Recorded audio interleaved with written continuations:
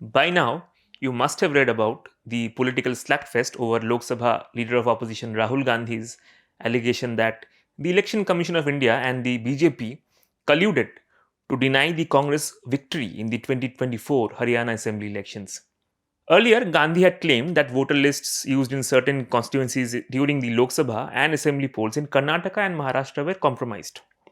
But his charge that the entire Haryana election was tainted due to flawed voter rolls marks a sharp escalation.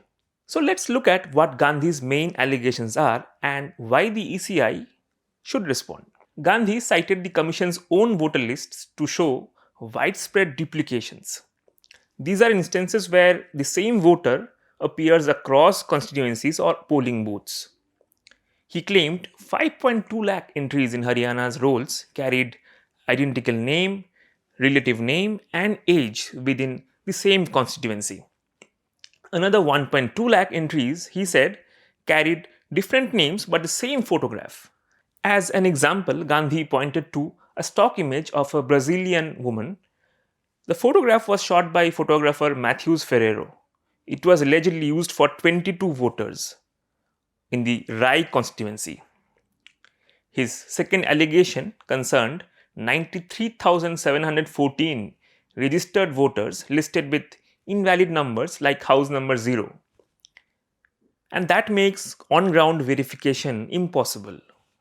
Gandhi said his team even found one such voter living in a proper house.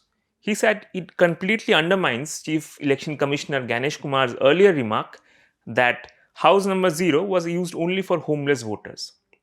However, Ganesh Kumar never claimed that only homeless persons were given such notional addresses.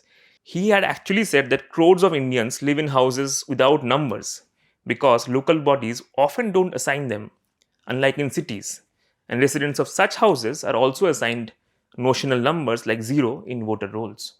Gandhi's third charge was that his team found 19 lakh bulk entries. These are cases where more than 20 voters were registered under a single house number.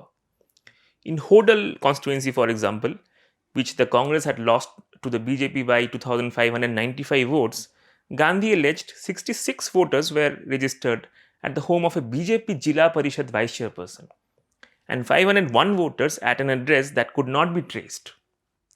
He also claimed that thousands of voters were listed in both UP and Haryana, including two sarpanchas from Mathura district.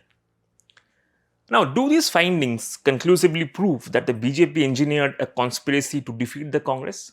No.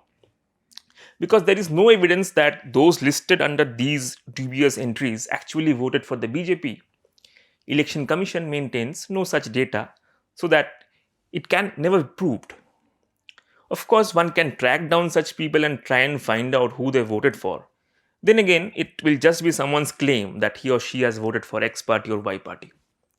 Also, the Congress has also not produced data to show that votes were cast against these names, whether these people actually voted or not. What Gandhi's claims, however, do establish is that India's voter rolls are riddled with serious flaws, and it goes far beyond duplications. After all, it is astonishing that voter lists feature stock photos of foreigners lifted from the internet. Now, many of these voters insist they faced no difficulty while voting, but the question remains, how did their names end up registered with photos of people who are not even Indian? For The Print, this is Saurabh Rai Burman with Instant Analysis.